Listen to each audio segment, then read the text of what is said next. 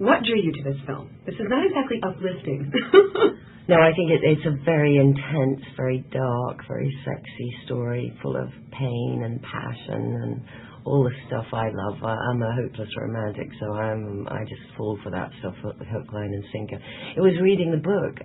I read the book before its U.S. publication, and I couldn't put it down. I just was so gripped by it, and it was like recognizing something, like thinking, I've got to be this woman, and I can't let anyone else be this woman. I've got to make this movie. And the weird thing is that once I started frantically to make phone calls to find out who had got the rights, because I knew it was so good somebody had to own it, I went out to dinner with my husband that night with some friends, and this guy comes up to the table and says hi to my husband. I think he's asking for his autograph, and he says, hi, I gather you like my book. My name is Patrick McGrath.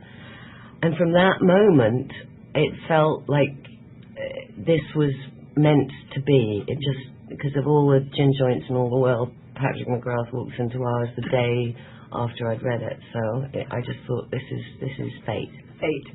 Other than the fact that Edgar is extremely attractive. Yes. What drew Stella to him? I think it's a series of things. I think she's a woman in the 1950s, which in England, even more than in the States at that time, was a world where women were pigeonholed. Most women were not allowed, middle class women did not go out to work. They were expected to be nice little wifey with coffee mornings, and she's in an unhappy marriage, and she has no outlet for her sexuality and her intelligence. She's being kept in a box, a prison really, an asylum.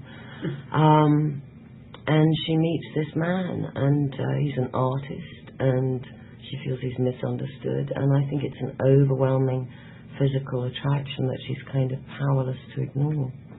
Without giving away the ending, what would you say is Stella's ultimate undoing? As we see her unraveling. Yeah.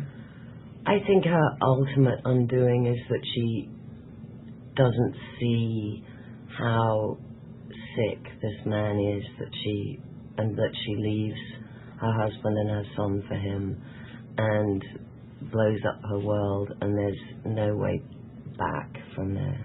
That's what I think it is. This film speaks volumes about love and obsession, and the sometimes very, very fine line between them. What do you think it says? I don't think this movie is a cautionary, moralistic tale. I think it's more of an examination of the consequences of what can happen. And who knows? I don't know. I'm not a psychiatrist. I can't say what is the line that is the difference between romantic love and passion and lust, and then when it becomes an obsessive addiction. But I think that fine line is something that most of us women understand, because we've tread very close to the edge of it. I think we've all tiptoed there once or twice. Tiptoed there, and thankfully a lot of us come back from the edge, and unfortunately she goes over the edge. She does. You come from a long line of actors. This is almost a family business for you guys. When did you first realize that this was something you wanted to do? To be an actress?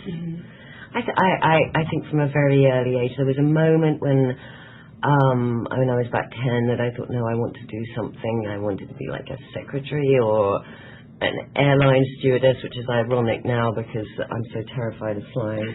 But apart from that momentary aberration, I always wanted to be an actress. It's like a vocation, really.